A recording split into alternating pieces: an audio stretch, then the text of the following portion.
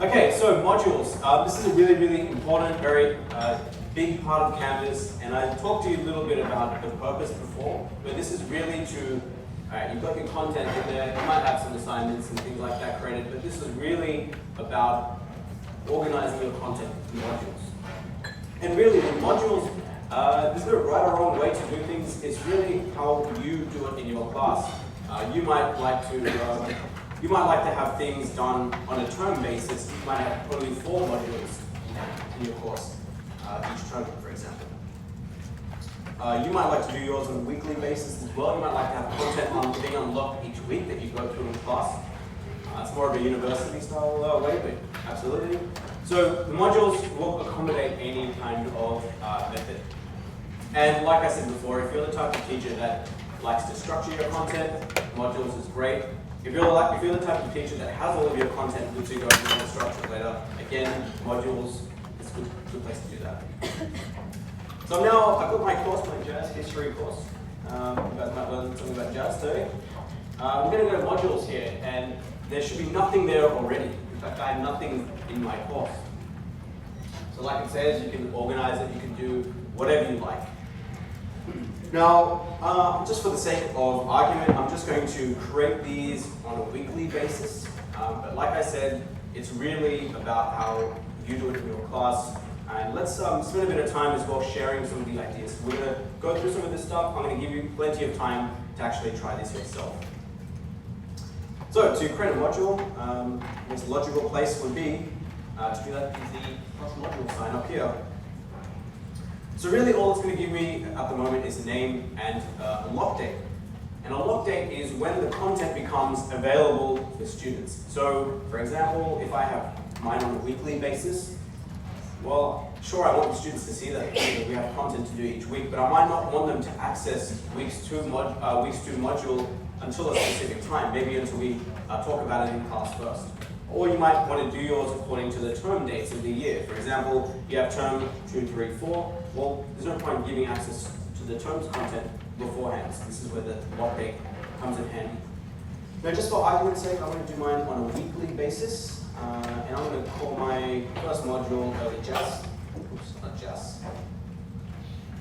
And I'm going to leave this unlocked, but I'll come back to this in just a second. So right now, all I'm doing is adding shells for my modules. So while I'm doing this, you'll see my publish symbol up here. I don't want to make it published just yet. If I make this visible to students, I want to actually complete it first. Now I'm going to add another module, and you'll see, and this is one of the cool things that I love about Canvas, is that it's actually smart about this. So it's only going to show you options that are relevant to what you're doing. There's no point showing me a prerequisites option if I don't have any modules in there. So one little tip for you guys is if you see me do things, or if you are using Canvas and you think, why is this option not showing up, just try and think, because Canvas is very logical about the things that it shows you. So just think about, have I actually created a module yet? Okay, so got week 2 now. So this one's going to be weekend. I'm going to lock this now, and let's assume that I have all of my classes on a Monday. So I might have this available next Monday. And I'm going to choose 9 a.m.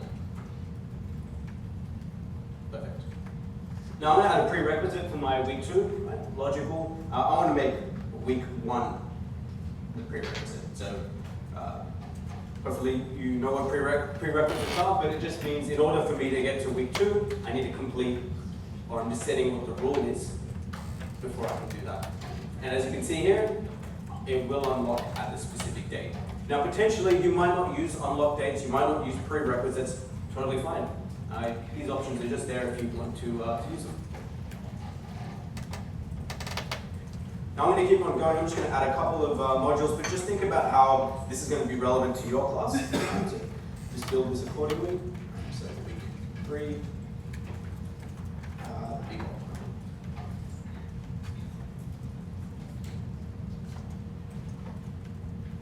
Cool.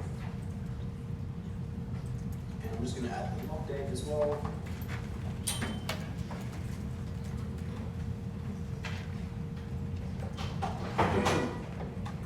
So hopefully it's something to get a bit of an idea about creating my modules, right? So like I said, you'll be doing yours according to your class.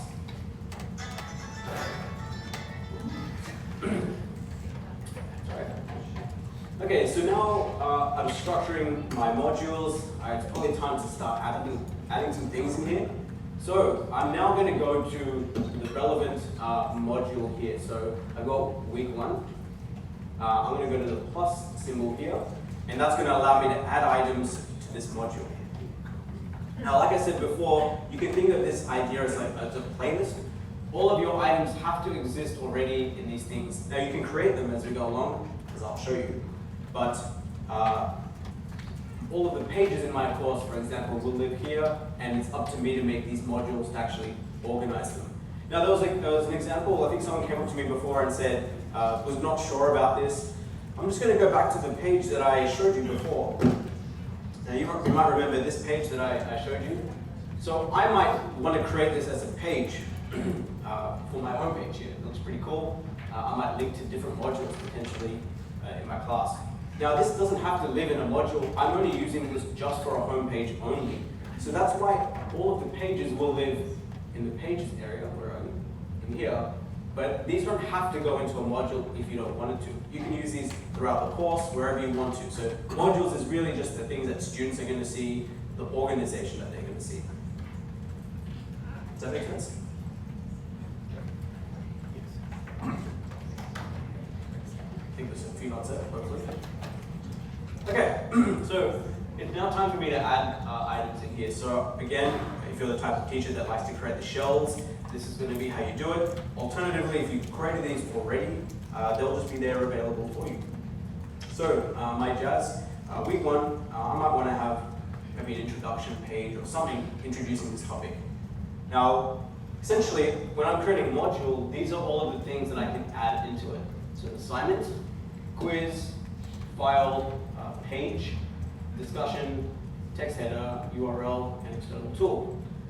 So we know what assignments and quizzes are. Files are just things that I've already added into my file system. So maybe I have a PDF of a worksheet or a video I've created. I can just reference that. Alternatively, I can also add things like text headers as well. Text headers you'll see in a second. It's just a way for me to organize my module a bit better. So for example, if I have my modules based on terms, well, there's going to be a lot of stuff in there. So this is a way for me to go, hey, this is going to be this unit, this is all this unit, etc.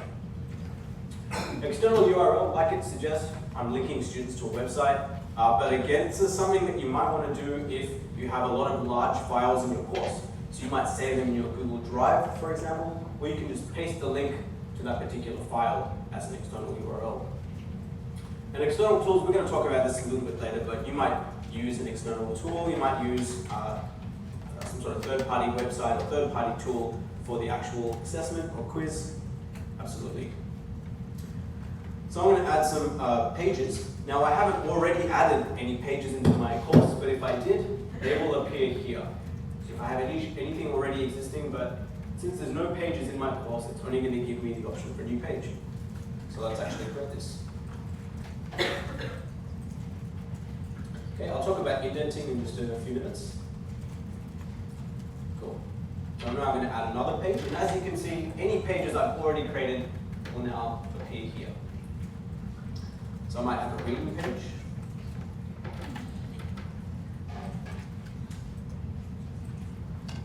And like I said, I'll give you some time to do this yourself.